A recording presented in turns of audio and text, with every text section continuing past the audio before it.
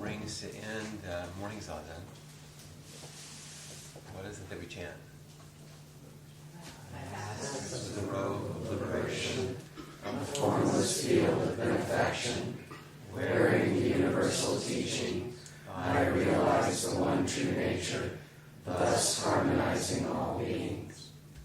Okay, for those of you that haven't heard it before, or aren't familiar with it, the words are vast is the road of liberation, a formless field of benefaction. Wearing the universal teaching, I realize the one true nature, thus harmonizing all being. Beautiful 4 lines. It's chanted usually when people put on the robe to go into service. It's chanted in Japanese, of course, when you're in Japanese temple. This is a beautiful poetic form. But as you listen to the words, it sounds nice, like a lot of poetry does. And here, vast is the robe of liberation. So there's this robe that's vast, a formless, it doesn't have any form, formless field of benefaction, yet it's good. Wearing the universal teaching, how do you wear teachings? I realize the one true nature. It sounds like a good thing, but what is it? It seems to harmonize all being, thus harmonizing all being. Not beings, but being. It's a beautiful little chant, and it sounds good to say, and it kind of resonates. But what resonates with it? So these classes on emptiness are in a way an attempt to touch those things that seem ineffable or a little difficult to understand intellectually, which is at the very core of the Buddhist teachings and at the very heart of the Mahayana tradition and the very essence of the practice of Chan Buddhism and the kind of marrow of Zen. And it's one of the things that we often don't like to talk about because it's hard to talk about. And as teachers, it's sort of like, oh, great. How do I teach that? And it seemed like it would be useful at this point. And Peg and I were talking and deciding what we might offer. I remembered the title, Voices from Emptiness, which actually came to me out of conversations I had with Craig Hella Johnson. And some of you smile, so you kind of get it right away, you know, as a choral director and a magnificent one. I thought, wouldn't it be beautiful to have a music and the poetry of Rumi and, you know, all these things flowing. So we had kind of conversations about this, but that title never left me, Voices from Emptiness. And been encouraging Peg, and she's been working with many of you in terms of the expressive aspect and the creative part of writing and how that deepens and informs and reflects practice. So she said, well, what about also writing for emptiness? So we'd have the voices of these teachers from the past expressing these teachings, echoing through us, and we could express our own understanding. So if you're taking both, you have that weaving. If you don't, you actually still have the weaving. You just may not be participating in exactly the same way. By necessity, you're going to get a tiny taste. Most of what I'm sure I will do, and I would imagine Peg will too, most of our teachings will be an apology for what we're leaving out, because that's what's vast. But you'll get a taste, and probably in this topic, a taste is sufficient. Otherwise, it can be overwhelming, and you get too caught in concept, and actually not useful. But a taste can be nice. It whets your appetite for deepening your practice, and it offers you probably the most effective means of practice support, which is leaves you wanting more. So you'll come back. So, who did not get a copy of the Heart Sutra?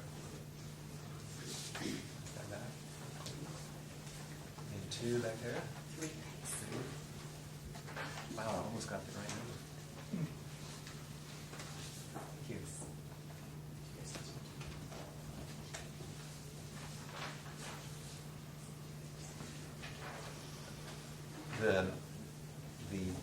This portion of the larger Prajnaparamita Sutra. Sorry, one more. I missed it by 1 copy. That's really good. It's probably the most chanted thing in all of Buddhist practice. I would imagine, wouldn't you? I mean, I would imagine somewhere on the planet someone is chanting this all the time. I can't imagine a moment where the Heart Sutra is not being chanted somewhere. It's also one of those that you can learn fairly easily.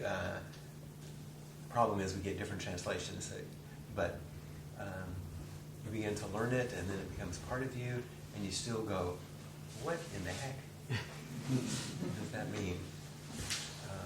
And the class will not be on the Heart Sutra. We could do an entire class, and we have on the Heart Sutra. But we'll start here and with the teachings of the Buddha. And this is the arc that I set out for, and that we decided would be a good arc. We'll start with the Buddhist teachings tonight. Then we'll go to the teachings of a person who's often called the second Buddha, Nagarjuna, and his teachings on emptiness, shunyata. Then we'll go to early China, Hongzhi, his a beautiful and poetic integration of Taoist and Buddhist practice with some of the primal formulations of Chan and expression of Chan practice. And then to Dogen, to Japan, and Zen in its most probably profound expression in the Japanese culture. So we're going to hear the voices of these teachers from these places and these traditions, which are kind of seminal voices. There are others that could be included, of course, but these are the biggies that you'd want to interview on CNN or something. You know, come around, you can hear them. And this, then the Heart Sutra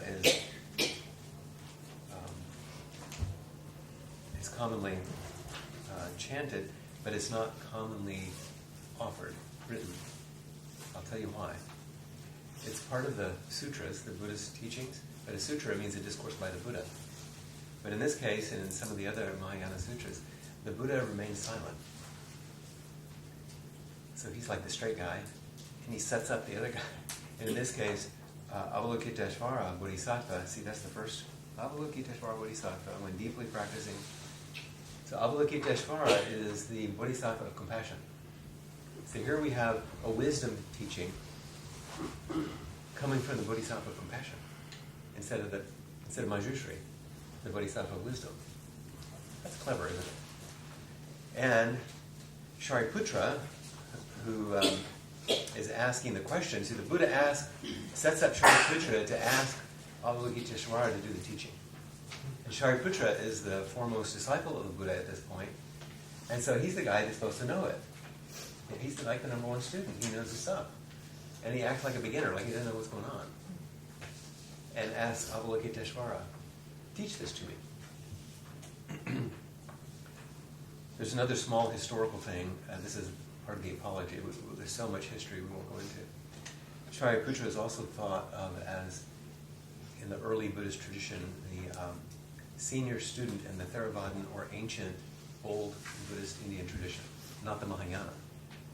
And so here you have a discourse between a student of the old way, which is sometimes denigrated by the Mahayana teachers, in conversation with the Bodhisattva of compassion in the Mahayana. So there's this interesting interplay. Let's read it out loud together. We're not going to chant it in any odd form. We're just going to read it. Not particularly quickly, but also we're not going to lollygag.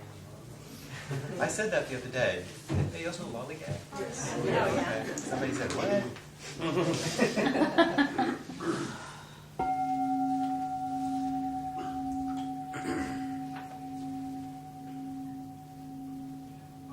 great, perfect wisdom sutra. Avalokiteshvara Bodhisattva, when deeply practicing Prajnaparamita, clearly saw that all five aggregates are empty and thus relieved all suffering. Shariputra, form does not differ from emptiness. Emptiness does not differ from form. Form itself is emptiness. Emptiness itself form. Sensations, perceptions, formations, and consciousness are also like this. Shariputra, all dharmas are marked by emptiness. They neither arise nor cease, are neither defiled nor pure, neither increase nor decrease.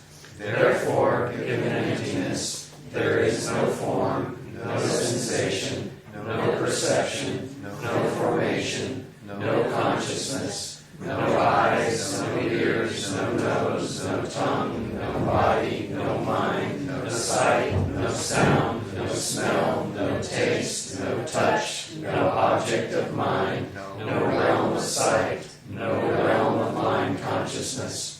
There is neither ignorance nor extinction of ignorance, neither old age and death, nor extinction of old age and death. No suffering, no cause, no cessation, no path, no knowledge, and no attainment. With nothing to attain, a bodhisattva relies on Prajnaparamita, and thus the mind is without hindrance. Without hindrance, there is no fear. Far beyond all inverted views, one realizes nirvana. All Buddhas of past, present, and future rely on Prajnaparamita and thereby attain unsurpassed, complete, perfect enlightenment. Therefore, know the Prajnaparamita as the great miraculous mantra, the great bright mantra, the supreme mantra, the incomparable mantra, which removes all suffering and is true, not false. Therefore, we proclaim the Prajnaparamita mantra, the mantra that says, Gate, Gate, Paragate, Parasangate, Bodhisattva.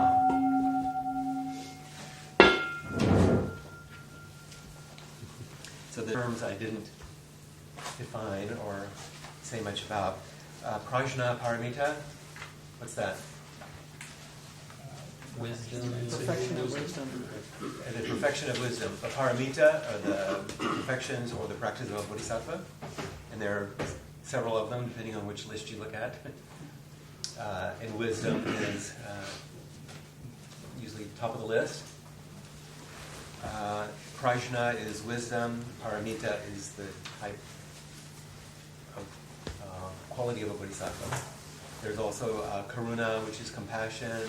There's upekkha, which is ethic, right? Mm-hmm. And then there's a bunch of them, and that's a whole other class. But that's what Prajnaparamita is. So these teachings in the Heart Sutra, or the whole Prajnaparamita Sutras, are on wisdom, being taught by the Bodhisattva of compassion. By the way, the last, the Gate Gate, Paragate, Parasamgate Bodhisattva, is a great, wonderful mantra, it says, and it means something like gone beyond, gone even beyond, far out. I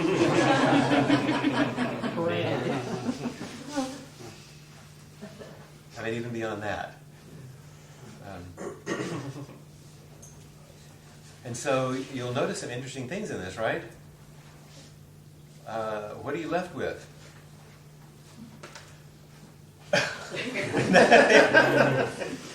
I mean, no eyes, no ears, no nose, no tongue, no body, no mind. It's like, what's left over, you know? There's no old age and death, but no extinction of no old age and death. No suffering, no cause, no, everything is pulled out. But the famous line, of course, is what? Form is emptiness, emptiness is form. Form is no other than emptiness, emptiness no other than form. So form and emptiness are the same thing. That's what we're going to spend the next 4 months taking a look at. What does that point to? And how is it helpful? Does it even make any sense to us in everyday life?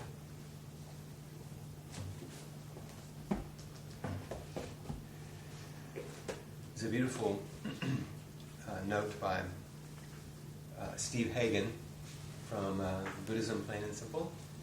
He's a great teacher, a good writer. This is essentially a reflection on what we just read in traditional form. In our confusion, it can be easy to think that I have been discussing in the book, but here. In our confusion, it can be easy to think that what I have been discussing thus far is abstract, hypothetical, or distant from our practical everyday lives. So far, this is a great error. We have it completely backward, in fact. If we see truth and reality, the arising and ceasing of the world as it has come to be in this moment, then we immediately see that the stuff of our ordinary thought is abstract, concept-ridden, and irrelevant to truth. The stuff we commonly take for reality, such as myself, is highly conceptual and thus divorced from reality. But what is real and true is immediately perceivable without any abstract thought, any concept whatsoever. Perfectly clear, right? It's a lovely piece. It's not very long, but it turns everything on its head, which is what this is trying to do. That's the device that's being used. It seems esoteric because it's hard to understand. It seems abstract because the concepts might be unusual. The language is foreign. But he says, if we think that it's far away, in fact it says, far from all inverted views, one realizes nirvana. Inverted views? We're far from all inverted views, you realize nirvana. Far from all upside down views, we realize the truth. We have it completely backwards. If we see truth and reality, which is the arising and ceasing of the world as it has come to be in this moment, and that's what we're going to study tonight, Gaticca Samappada. If we see this, then we immediately see that the stuff of our ordinary thought, which arises and passes away, all the stuff we think, is abstract, concept-ridden, and irrelevant to truth. How many of you have heard me say, you can't believe anything you think? Cassie, okay, thank you. Did I get an amen? Amen. The stuff we commonly take for reality, such as myself, is highly conceptual and thus divorced from reality. What is real and true is immediately perceivable without any abstract thought, any concept whatsoever. How many of you have read the story of Helen Keller and Sullivan? Many of you have heard the story, read the story. What was the first word that she learned? Water. How? Feeling, touching. So, I mean, by the time she learned it, she touched water a lot.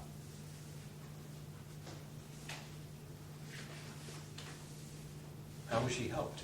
It was the moment that Sullivan spelled the letters into her hand, and somehow, and this has amazed me my whole life, somehow Helen Keller, understood that the motions she was feeling against her hand were somehow symbols that represented water. Somehow. How? Somehow. It's the somehow. No eyes, no ears, no tongue, no body. I've been wondering this for 40 years. Somehow, with no concept, no language, no sight, no sound, what the Heart Sutra says. Water was realized. We say, somehow she understood the symbols to mean water. There was no talk about meaning. None of that was... She realized water. with no concept. This is what the teachings are suggesting is possible. That you can realize reality, all of it, outside of concept. In fact, the conceptualization is going to break it, or make it small, or distort it, or invert it. So that's a fine start, huh? Now what are we supposed to do about that? So they traced the letter water in her hand with water? Is that what happened? Is that what I did? I'm not sure what symbol. She put her hand, one hand in water, and then made some symbols on her hand. Okay. And that began the whole process. But wasn't what she realized was the concept. She already had water. You say she realized the concept. Mm-hmm. What if she realized the water non-conceptually? What if she did before that? We don't know. I don't know. But that question is such a good one, isn't it? And we automatically impute our ideas of what it was because that's how we can understand it. But these teachings are saying there's a different way of looking at the world. And this different way of looking at the world is our world is upside down.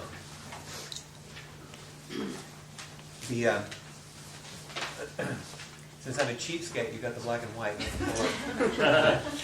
I figure since you get these every time, you can just look at the actual one in the hallway when you come in. And if you look at the front, it's where it says resources. Everybody get one? We're good? Where it says resources, you can see the things I have drawn from in the notes that you have. So if you want to go to these books, it's more than what's on the initial thing that you got, to open it up a little bit for you. If you want to go to any of these sources, you can. But I just wanted to make sure they were there for you. And on the bottom, there's that guide. It's a resource. Let's go to page 1. By the way, I realized after I put this together, I did not spend a lot of time actually, or put on here anywhere, the word for emptiness. The Buddhist word, shunyata.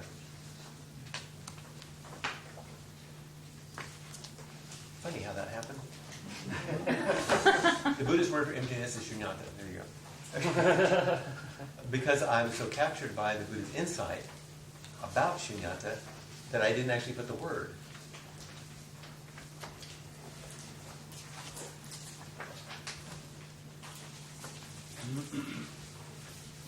Paticca Samuppada.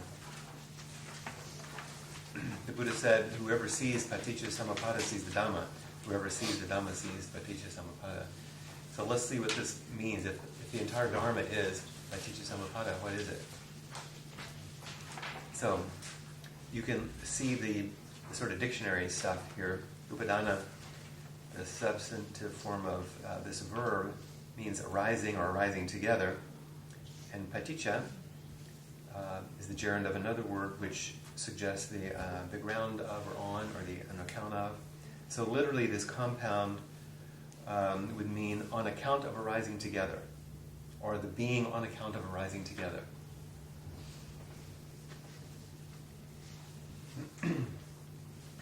So at first glance, an early glance, Ananda, who is the Buddha's cousin? He was his right-hand guy that was supposed to remember all the sutras. The Buddha was talking about this and he says, "Wonderful Lord, marvelous Lord, is the depth of this causal law and how deep it appears. And yet I reckon it is ever so plain."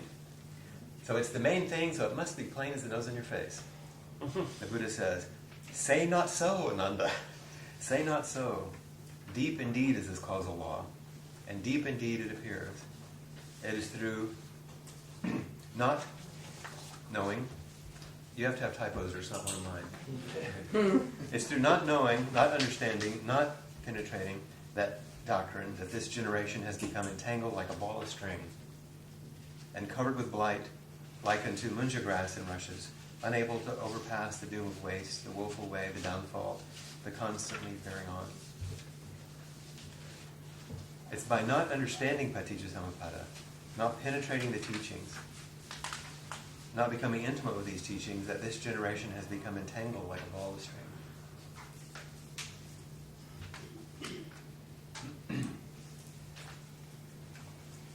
The Buddha later said this was a matter hard to perceive, namely this conditionality, this paticca samuppada, against the stream of common thought, deep, subtle, difficult, delicate.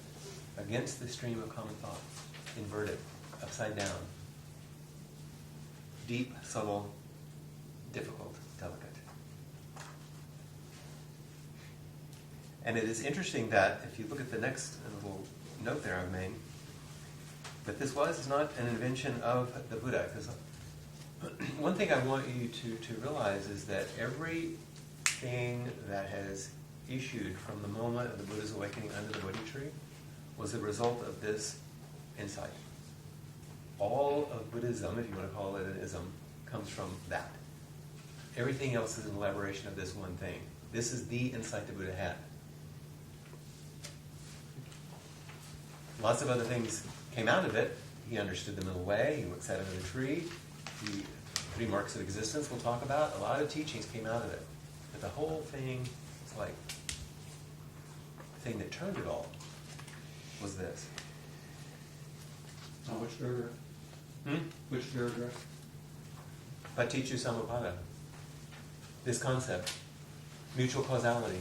The name of the page. Oh, okay. That's the whole deal.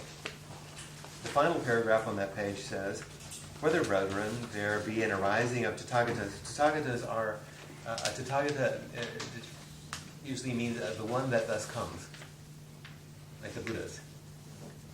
So, whether there is an arising of Tathagatas, or whether there be no such arising, in other words, whether Buddhas come or not, this nature of things just stands. This causal status, this causal orderliness. The enlightened ones do not invent it or infer it, but rediscover it. And guess what, folks? You too. More than a private interpretation of reality, it led the Buddha to speak of it in terms of the nature of things, which is the Dharma. The Buddha did not invent it. He realized it. Any more than Helen Keller invented water. But she realized it.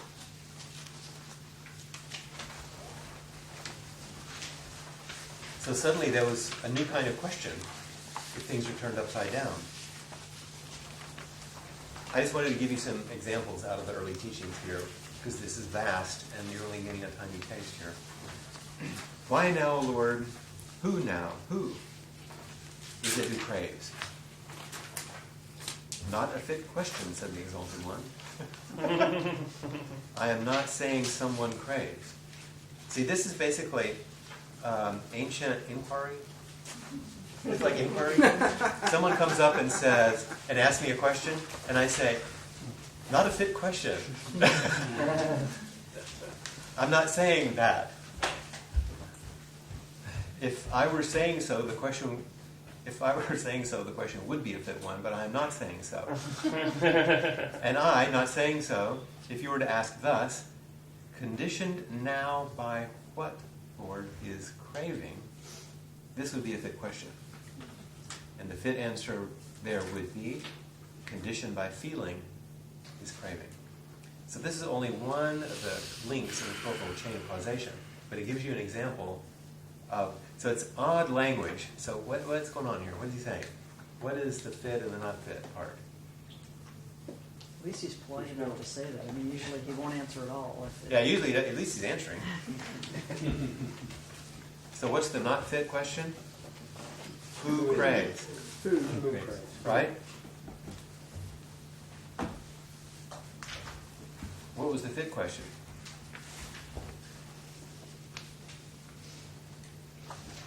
It's right there. What does it say? Condition. So he didn't say who craves. He said, what are the conditions that produce craving? Who means there will be someone. So just in this little example I'm pulling out, you get an idea that he's over and over, and believe me, it's over and over, repeats the same stuff. Now that's how you learn.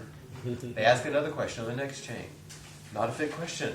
And turns it around. You'll get the summary. I'll show you the summary.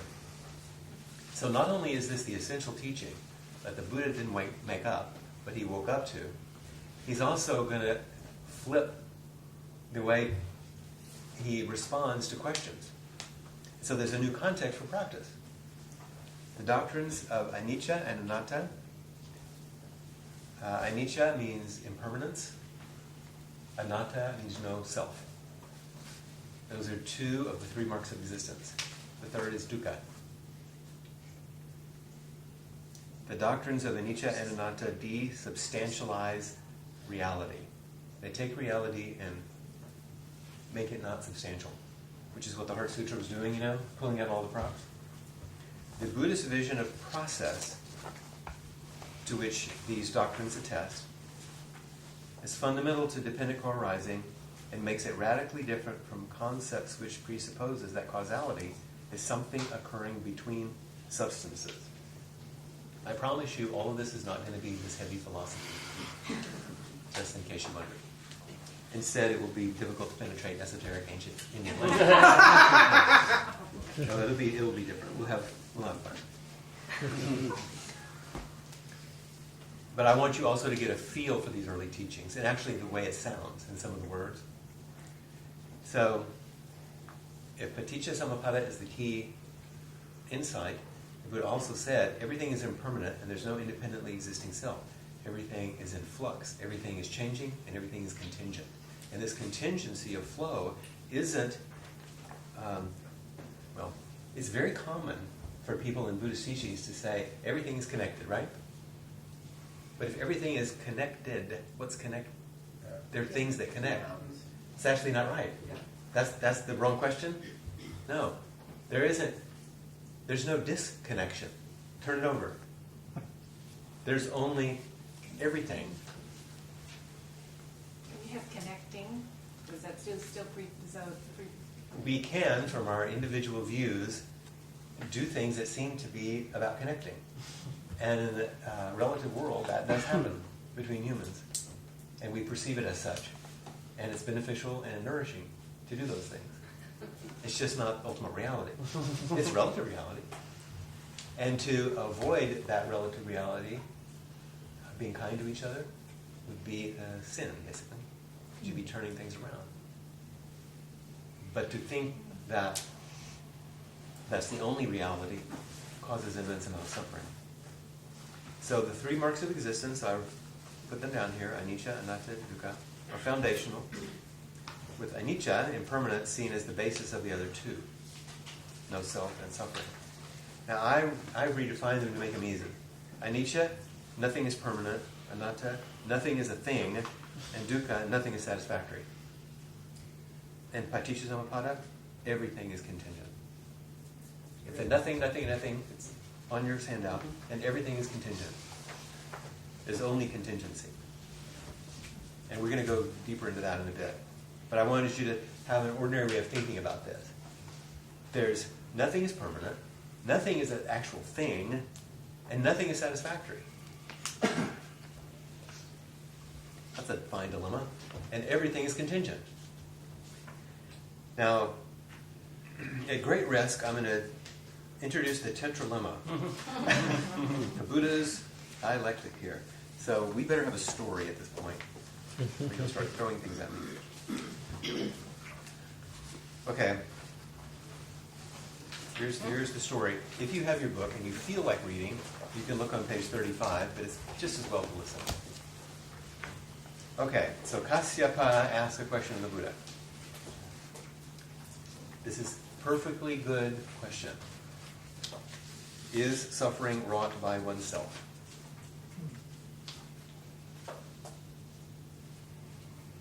The Buddha answers, no. For to answer otherwise, that would imply, he explains, the eternalist theory, a changeless self. If there's a self that brings on suffering, and he says, yes, it does that, then he's saying, oh, there's a self. He's saying, no, that's A. What then, Master Gautama, is one suffering wrought is when suffering is wrought by another. Oh, so you don't do it, somebody else do it? The Buddha again says, no. That question assumes one is impotent in a predetermined universe. If you don't have anything to say about it, it's like, well, why bother? Why practice? That's not true. Similarly, he denied in the third query that suffering is caused or made both externally and internally. All three of these questions presupposes that causality requires an enduring substance which an agent produces another, a view undercut by the perception of anicca anatta. In other words, if these things are true, I cause suffering, you cause suffering, outside cause, inside causes, that means there are things, and there's inside and outside, and there's linear causality. And he's saying none of that holds. The fourth and last question offers the only alternative that Kashyapa sees, a causality, like no cause. Like you pulled out all the causes for him, so I guess no cause, right? Has suffering, wrought neither by myself nor another, befallen me by chance? No cause. Just like God zaps you, Again, the Buddha's negative reply. In this view, the denial of permanence and substance, represented by anicca and anatta, does not mean the rule of chance. Kashyapa, confused, hello, wonders whether the Buddha accords reality to the concepts they are discussing. Give me a break, dude.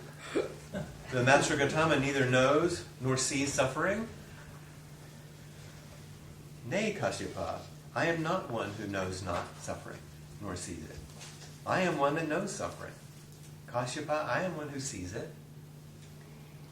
And he then teaches the interdependence of conditions, which he perceived in his enlightenment.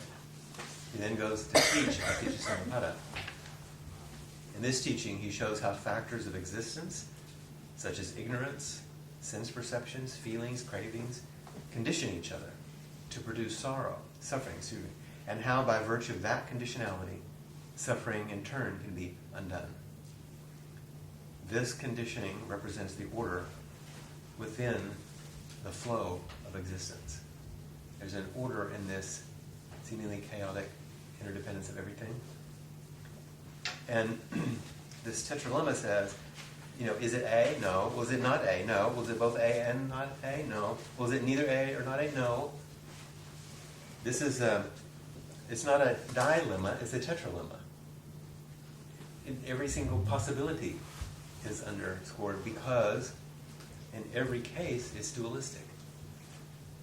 And dualistic thought only applies to thingness and linear time and linear causality. But if none of those things are the substance of reality, then none of those things apply. So the Buddha taught the Twelvefold chain of causation and liberation. One of them, bondage. I gave you the fancy word in case you wanted it. Arising as this heap of suffering. I like it because I like the translation. Heap of suffering. Doesn't that resonate? Man, I got a heap of suffering. And then a heap of liberation too. All are linked, none are permanent, hence the possibility of release. Whatsoever is subject to the condition of origination is subject also to the condition of cessation. That's like the good news of impermanence. If things can be caused, they can be taken away. So, a final note about the end of suffering. It was not dukkha that the Buddha beheld beneath the Bodhi tree. Because dukkha is talked about in the First Noble Truth. People think that's like the main deal. And it says that fact he already knew. He knew about dukkha. He didn't realize dukkha there. It impelled his search. It was samadaya and nirodha, which is the second and third Noble Truth, the conditioned arising and ceasing that broke upon him under the tree. That's why when I teach the Four Noble Truths, I talk about dukkha, samadaya, nirodha, marga, and the key words in each of those. There's two middle ones. How it arises, how it's freed is the key. Dukkha is given, Marga, the Eightfold Path, is the result of that awakening. And so if you turn the page, therefore, the scriptures make clear that a true, efficacious perception of Paticca Samuppada entails the overhauling of one's most ingrained assumptions. Yeah. Overhauling of one's most ingrained assumptions, and cannot be won without the risk of existential commitment and meditative introspection. That's a really nice way of saying it will kick your ass from here to there, because it's going to undo every single thing you think about. By him who knows not, who sees not as it really is, training must be done, practice must be done, exertion must be made. There must be no turning back. There must be energy. There must be mindfulness. There must be earnestness. By her who knows not, who sees not as it really is. Is that most of us? Okay. Training must be done. Practice must be done. So this sets us on our course. That will give you the basics of the core understanding of the Buddha. Because hopefully you will be impelled to read a little more about these things. What you have on the next few pages are the 12-fold chain of causation, both the going down the tubes part and the coming back part, the bondage part and the liberation part. These 2 pages are a whole semester of classes themselves, of course. Let's look at them actually together.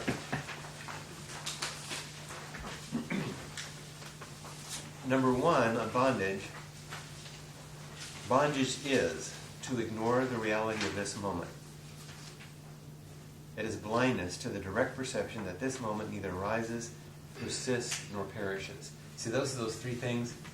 It doesn't arise, it doesn't persist, and it doesn't perish. Well, then what? If you look on the liberation side, liberation is, number 1, to see the reality of this moment. It is to perceive directly that this moment neither arises, persists, nor perishes. So what do you see? Well, number 2 on bondage says, bondage is instability of mind, caused by ignorance, that sets the mind to leaning. I love that. Sets the mind to leaning. All actions produced by such a mind are willed.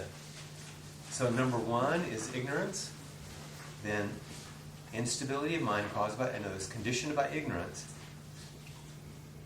Actions are willed. That's karma. That's volition. Karma is basically stuff you think you do.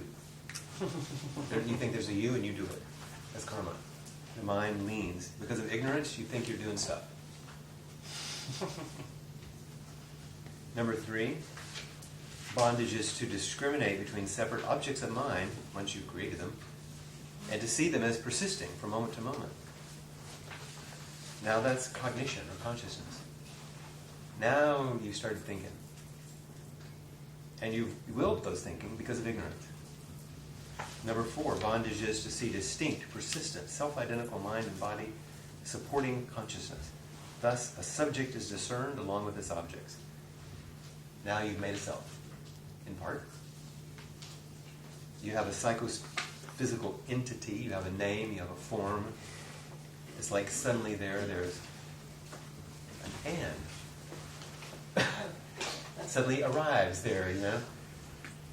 Because you thought these things, apparently I exist. I think, therefore I am. There's the problem right there. Bondage is, number 5, to conceive a world of mind objects, or external to body and mind, and to be taken in through the windows of the senses. So that's sense perceptions that begin to seduce you into believing all the stuff that you've now conceptualized, named, made solid, from which volitional action comes out of ignorance. Bondage is, number 6, to conceive that through sensation the subject makes contact with an objective world out there. Now there's this in and out. Because now you've made a self that you've named out of willful action as a result of ignorance.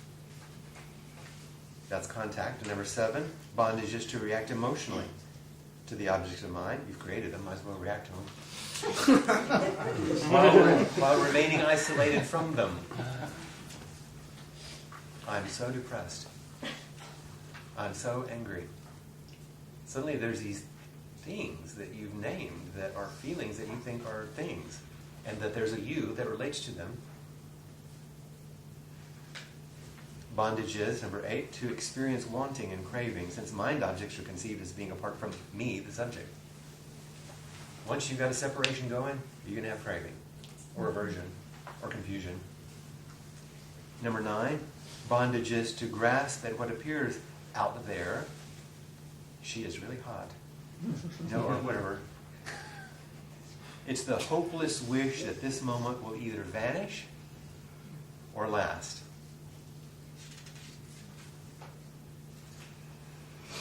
Bondage is, number 10, to conceive or believe in the persistence or existence of self and other. This is becoming into existence. Bondage is, 11, to conceive or believe that all beings have come into existence. And then finally, to conceive that all beings will die. So from this, to ignore the reality of this moment through ignorance, people live and die. Things are constructed. Grasping, craving happens. This is how it goes. You're ignorant, and because you're ignorant and don't see reality, you start to lean. And as you lean toward or away, you make up stuff and think about it. And then you begin to name it and identify with it. And the senses begin to support it. And then you think you're separate from the stuff because you can see and feel things. And you even make stuff up in your head, and that becomes another object, and you start relating to that like you relate to this. And then there's some of it that you want, and some of it you don't, and that bothers you. And so now you're doing all this, and then eventually you die. That's the really crude version. But it also gives you a feeling, doesn't it? One of my... did we get going again? Did I launch too quick? We're good. Okay. But yes, that's fine. One of my good friends at the San Francisco Zen Center actually was a graduate at UT. And she wrote the whole Twelvefold chain from the viewpoint of Bubba walking down Lamar. I'll have to bring it. Oh, yeah. And sees it hard, he likes. I mean, the whole thing unfolds from that. Okay, let's go to next, mutual causality and self. We have a little ways to go. As usual, I'm over-prepared about the stuff. Don't you laugh, you do the same thing. That's why I'm laughing. And we don't have to go over every single thing, but I wanted you to have the understanding, even though it's a little dense, of the meaning and the essential piece of it. Teaches Dhammapada.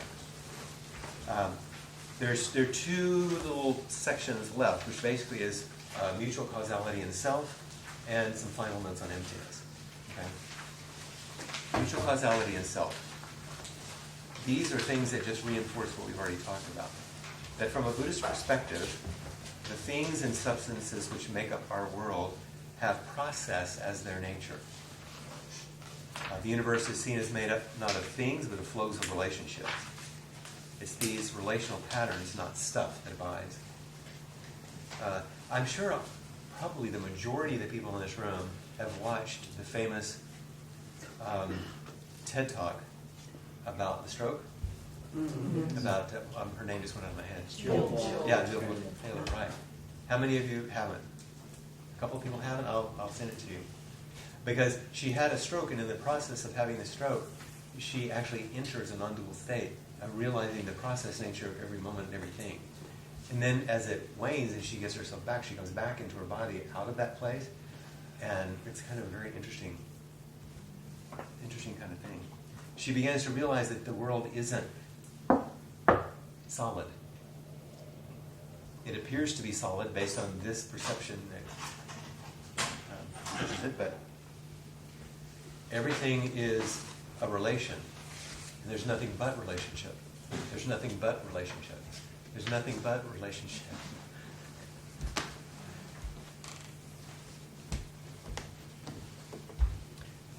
So the third little paragraph, in a world seen in terms of relations rather than substance, in a world seen as relations rather than substance, personal identity appears as emergent and contingent, defining and defined by interactions with the surrounding medium.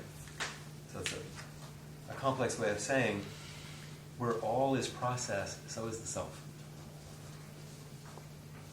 So there's the very famous Thich Nhat Hanh example everybody's heard, a piece of paper, right? You know this one? No. This is what? What is it? Okay. And he says, can you see the trees? Can you see the birds living in the trees? The forest fire that burned, the hillside, the rain, the mud, the people who cut the tree, the families of the people who cut the tree, the trucks that took the logs, the place in, and he goes on and on. Where does it stop? When you start counting relationships, there's no end. This isn't a little example of ultimate reality. It's the whole thing. Because this cannot exist without everything else. Everything else. Everything. And same for you. So, as you've heard me say in inquiry, someone will say, well, why does... And there's only one answer to why. Because of everything else. Now, we can ask other questions. It's like not a fit question. Everything happens because of everything else.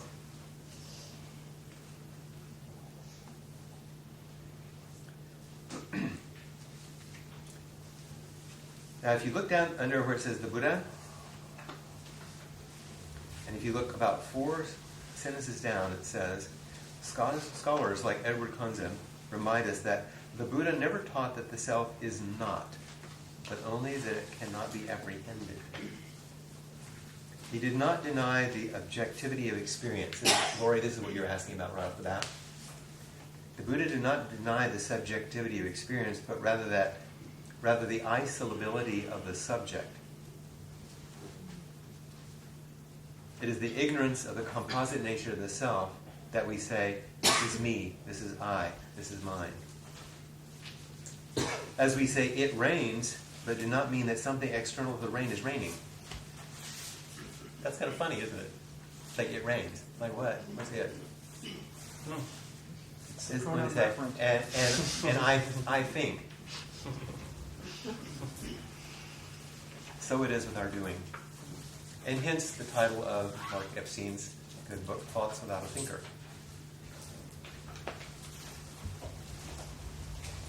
So some of these additional quotations are probably useful and interesting if you go through them. I don't want to spend more time, but I think you can already get the idea of what we're saying is understanding Paticca understanding it deeply, you begin to realize that everything is a flow of contingency rather than separate things interacting. You can hear that and you can actually understand the concept, but that's very different than apprehending that reality. That's why the Buddha said we have to train, practice with diligence, with energy. I'll say that, it's not some rarefied thing to have an apprehension of that moment. Some of us have it at various times. In nature, having a child. And it's not just like, oh, everything's beautiful and the oneness of things. It's more radical than that. There was a moment when I had a little peep like that, and I went in and talked to the teacher, and I was talking about it casually, and he was like, what? What did you... I said, well, I was standing in the back of the Zendo, and I was so immensely tired I could hardly stand up, so I was leaning against the wall, which I shouldn't have been doing, because a good student doesn't lean. And I was watching people clean up from their oryoki, which is eating, little bowls in the Zendo. And as I looked out into the Zendo, I was waiting to pick them up. Suddenly there wasn't a line of people picking up bowls and cleaning them and doing that, but there was. All that was there. But it didn't come together as all that individuality. I could see the individuality, but it was just one activity happening. It was just happening. And it's sort of like that telescope thing, And there was this one thing happening without anyone watching, just that contingency of emergent, immediate reality. And then some part of me thought, oh, and as soon, a hair's breadth deviation in heaven and earth are set apart. As soon as there's a concept, as soon as there's a grasping, it all comes back. Lines are drawn in the mind. There are no lines in nature. The first line on the emptiness page. There's a quote on that page from Tsongkhapa, which is an old Tibetan teacher who wrote quite a bit about this, by the way, and is an excellent teacher. He says, unborn emptiness has let go of the extremes of being and non-being. Thus, it is the center itself and the central path. Emptiness is the track on which the centered person moves. Even if that's not roughly understandable, it's kind of inspiring, isn't it? Emptiness is the track on which the centered person moves. Let's just go through some of these and just let them move through us a little bit. Grasping and aversion, for example. Everybody familiar with grasping and aversion? Yes. I don't need to define those. By regarding things as absolutely separate and as desirable or fearful in themselves, we set ourselves the task of possessing something we can never have, or of eradicating something that was never there in the first place. Noticing how things emerge from and fade back into the unbroken flow of conditions begins to free us a little. A little. Our way of perceiving is so ingrained because we've practiced it moment to moment to moment, year after year through our entire lives. So beyond all inverted views, one realizes nirvana, this turning things around, as Sivaya is saying, is no small task. So Dharma practice is concerned not with proving or disproving theories of self, but with understanding and easing the grip of self-centeredness that constricts body, feelings, and emotions into tight nuggets of anguish. So Dharma practice is not theoretical. It's not about defining and proving any of this stuff. But with the apprehension of each moment and everything, just like Helen Keller realized water, without concept. Concepts are fine. They're not required to understand the unending contingency. Because as soon as we contract them, read the 12-fold chain, we end up with tiny nuggets of anguish. Like something you get at KFC or something. So the self may not be something, but neither is it no thing. It is simply ungraspable, undefinable. I am who I am, not because of an essential self hidden away in the core of my being. There's not like some little guy in there. It's like, Flint. Yes.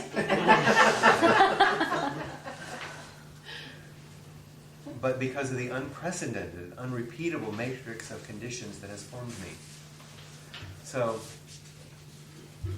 we call this paper. Paper is a word, right? And this is made of everything that is not paper. Everything that made this is not paper. But it comes together and suddenly we call it paper. We have a name for it. But it's a contingent flow of multiple causality that then we name it paper. If you're a good photographer and you know what a tripod is, you say, oh, you have a tripod, the camera. But if we were really mean and snapped those legs off, it would be a broken tripod. But how far do you have to break it before tripodness goes away and it's a bunch of metal and plastic or rubber and stuff? Isn't that interesting? It's like you're sitting on chairs. You saw off the legs. It's like, oh my God, you screwed up the chair. But you still call it a chair. When do you stop calling it a chair when it's chunked into a little piece of plastic? Where did the chairness go?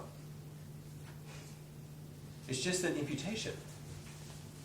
when things come together in a certain way, it is particular. It's a chair. It's not a tripod. It's not a rupesh. It's something particular. But let's read this again. The self may not be something, but neither is it nothing. It is simply ungraspable, undefinable. I am who I am. The paper is who the paper is. The chair is who the chair is. Not because of an essential thing hidden away in the core of the thing, chairness, but because of the unprecedented and unrepeatable matrix of conditions that has formed it. Yes, it's everything, but in this particular instance, it's uniquely expressing reality. All of reality, uniquely expressed in this.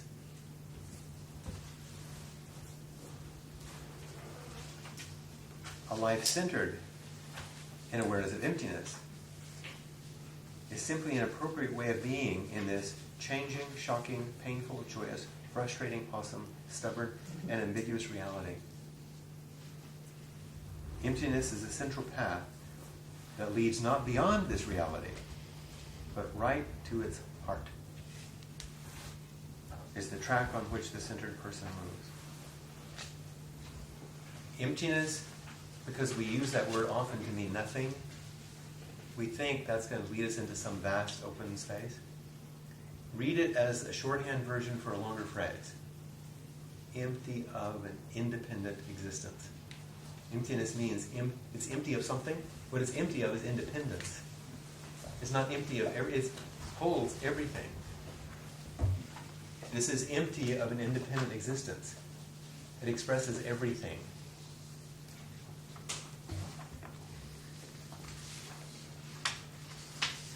So emptiness is the central path. Emptiness meaning the contingent flow. If you want to be in the flow, then that's the central path. That leads not beyond reality, but right square in the face of the whole thing.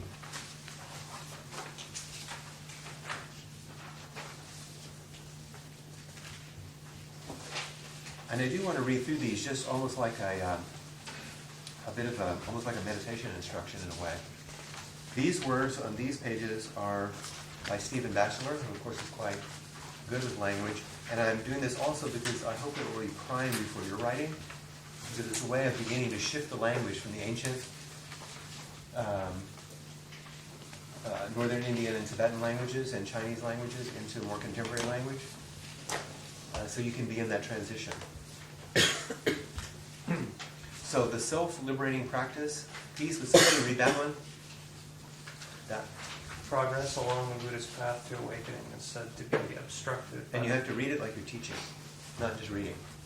Okay? Mm-hmm. Like you got to tell me this. I need to know this. But tell it to me. Let me sit up straight. Progress along the Buddhist path to awakening is said to be obstructed by the devil of compulsions. A compulsion is any mental or emotional state that, on breaking into consciousness, disturbs and captivates us. Compulsions obstruct the path by monopolizing consciousness. That's a good one. Huh? The hypnotic fascination they exert prevents us from attending to anything else. To escape their grip does not entail suppressing them, but creating a space in which we are freed to let them go and they are freed to disappear, without condoning or condemning what is breaking into consciousness. Calmly note that an emotionally charged complex or phrases and images has erupted. You do not have to think of it as me or mine. Having arisen of its own accord, it will pass away on its own accord. Given the space to do so, a compulsion frees itself. Thoughts, feelings, perceptions, cravings are self-liberating if you leave them alone.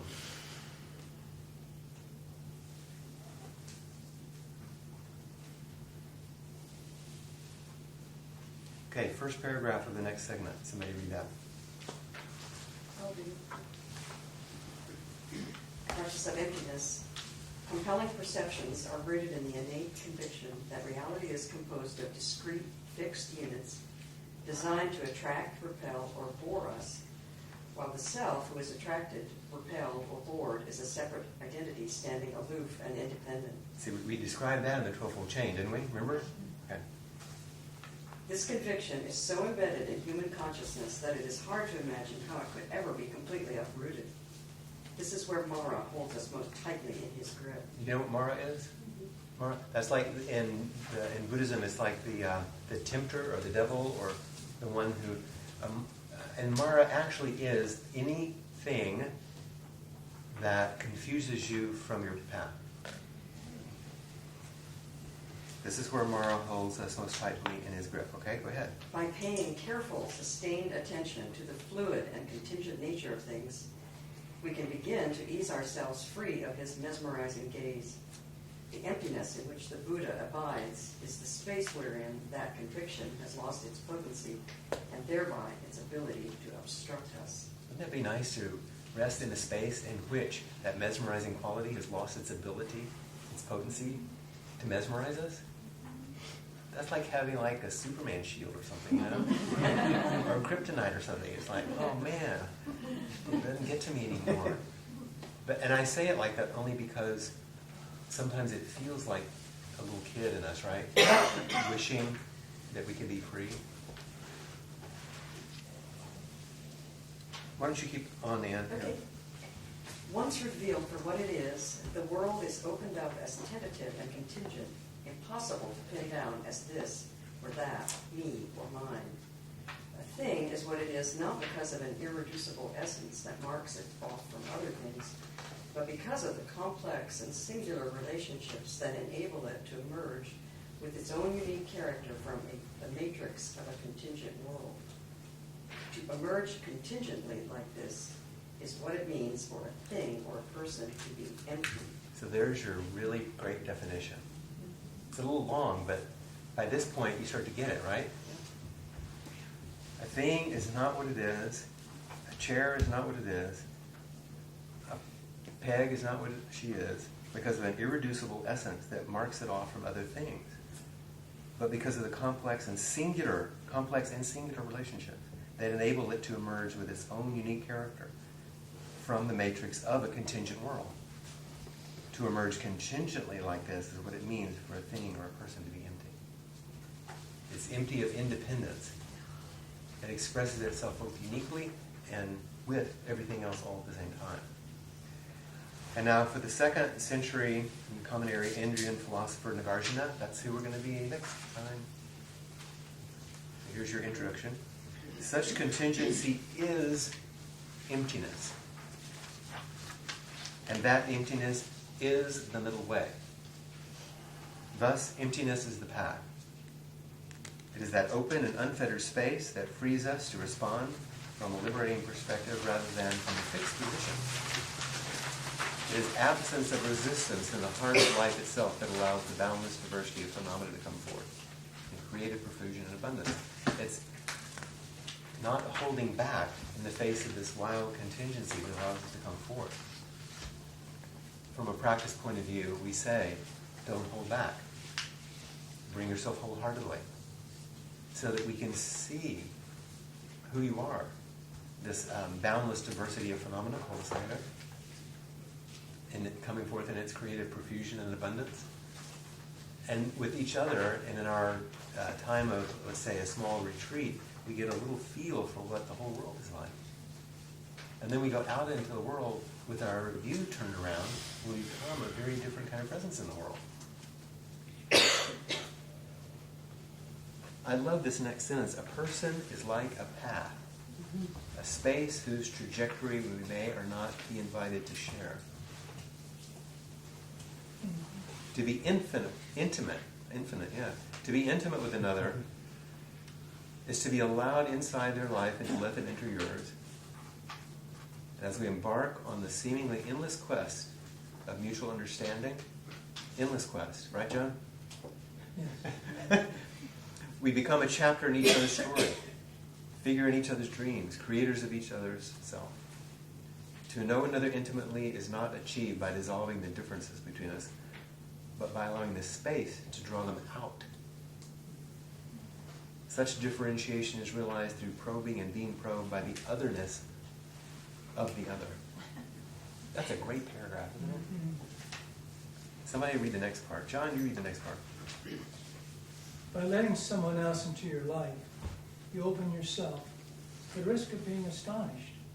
For intimacy to remain alive, the other must remain a mystery to you.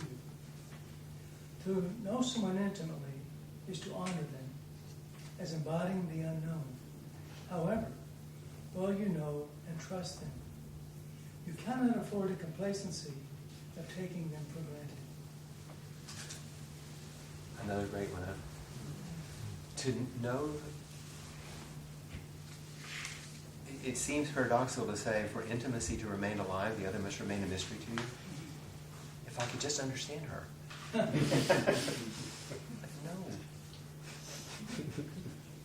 But really, I think what it points to is not that there's some problem with understanding. What the problem is that we make things solid. That we think a person is. It is important to come into knowing with no boundary, with no edge, with no finality. Remember, unkindness comes out of certainty. So this is the continuation. Okay. Listen, we were talking about this the other day, so Peggy should read the next one, I think. This is a good one. Mara's obsession with limits is driven in part by the intuitive terror of having to face the limitless suffering of others. Wow.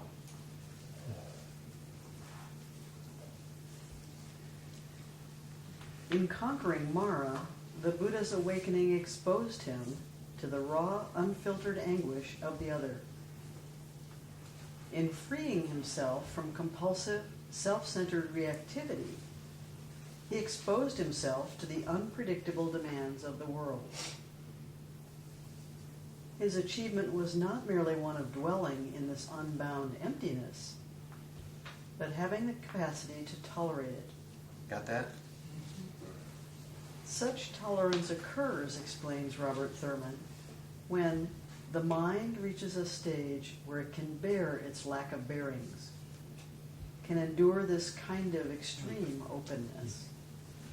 That's a very powerful paragraph, and I think that most of you that have set any kind of retreat at all have had a little feel of this.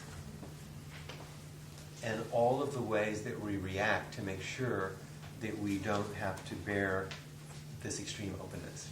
We get bored, we think it's stupid, we wonder why we're doing it, we focus on the pain, we fall in love with the person sitting next to us, we get mad at the teachers, we love the teacher, we try to get away, we try to sneak. All those things that happen, everything that happens is because we want to turn away. Because it is so unbearable to face the reality of what's already and always happening, in which there would be relief could we bear it. And freeing oneself from the limiting, staring effects of me and mine,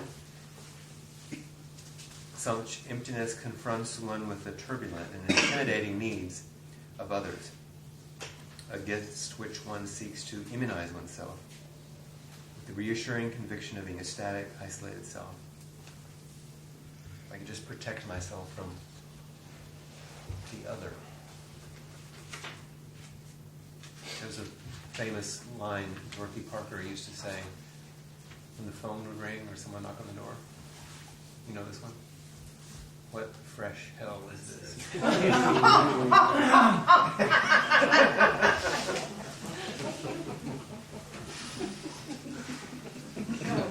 The turbulent and intimidating needs of others. In meeting another's gaze, you come to recognize a trembling concentration of contingencies as inconceivably complex and singular as your own. In meeting another's gaze, you come to recognize a trembling concentration of contingencies as inconceivably complex and as singular as your own. The experience of emptiness affords more than insight into the nature of contingency. It opens the way to an empathic connection with others beyond the narrow orbit of family, friends, and lovers. The experience of emptiness affords one more than insight, more than concept, more than ideas into the nature of contingency. It opens the way, it throws the doors open to an empathic connection with others beyond the narrow orbit and names and concepts of everything that we think others are and everything we think ourselves to be. So we can actually face life as it is, things as it is, and tolerate that facing, which is the challenge. So emptiness starts out as a word that seems like nothingness and ends up being the heart of care and love, of fullness. And so we'll continue to study this turning everything upside down. I know this is a lot of information and I've given you a lot of notes, but because these concepts are a little dense and they're so different, I wanted you to be able to take a lot of it and chew on it. And then if you want to expand it, the book by Joanna Macy that I mentioned in the original blurb about the course probably has the broadest span. It's not the easiest book in the world to read. It's intellectually challenging, but everybody in here has the capacity to do it. And it's very, very rich if you want to mine it that way. In Stephen Batchelor's Buddhism Without Beliefs, it's a much easier read, and I don't mean easier just in this is like Buddhism Light or something. It's all of the cultural accretions are taken from the Buddha's essential teachings. It's like, what was he really talking about? What's interesting is that I can't tell you how many Buddhist books I read and never really got the centrality of emptiness. I didn't realize this was the main thing because I was interested in all those other things I could apprehend and make sense of, and I couldn't make sense of the emptiness thing, so I skipped over it. And if I read it, I didn't really pay that much attention because I wanted to get to the stuff that made sense to me. But now, I've ruined you because when you read this stuff, you won't be able to ignore it anymore because you'll go, oh, I didn't even know that was there. I didn't realize that was so central. And Living with the Devil, it's another fantastic book. He talks a lot about contingency in here. And about, if this is the essential teachings of the Buddha, these are the ways in which those teachings show up as fumbling and difficult, complex practices for human beings and how to manage them. And if you want another view, Steve Hagen's Buddhism, Plain and Simple, it's not exactly plain and simple. It's interesting small pieces that go on and on around certain topics, but they're beautiful. They're beautiful nuggets. And the section on interdependence is what I read from earlier, and the two things of the Twelvefold chain that we showed you in there are his words. And I think I referenced it on the page. Mm-hmm. Those are his words, which are done in a much less interesting way. It's right at the end. And this, see, that's not nearly as interesting, is it? These lists, we have your pretty circles, you know. And I wanted it that way because it lets you know that it's one activity, not actually a list of things. Especially not things that happen in order. Yeah, especially not things that happen in order. So we're at the end of our time, right on it. I did get it all in. And so I hope this sets your mind to reeling. One of the things that I would suggest you might try as a practice, along with your study, is certainly your sitting practice, but also read the Heart Sutra through every day. Because now, after listening to this, if you go back, and even just a little bit, you hear form does not differ from emptiness. How else would there be a form without the contingency of all things? Emptiness itself is form. How else would it show up? All dharmas are marked by emptiness. They neither arise nor cease, aren't defiled nor pure, nor increase nor decrease. That's all linear stuff. It's all happening at once. Therefore, given emptiness, there's no form, no sensation, no perception. You can't segment things out. So you go through this, you start realizing, oh. And so at the end, you have to exclaim with great glee, Gate, pada samgate, please. Come on, gone even beyond that. You're far out. Because it blows your mind, because beyond all inverted views, one realizes nirvana. Turning everything around. So, that's what I have to say.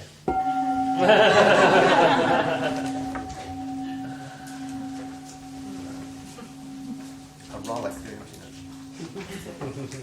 And anyone who can help us put the place back together for sitting in the morning,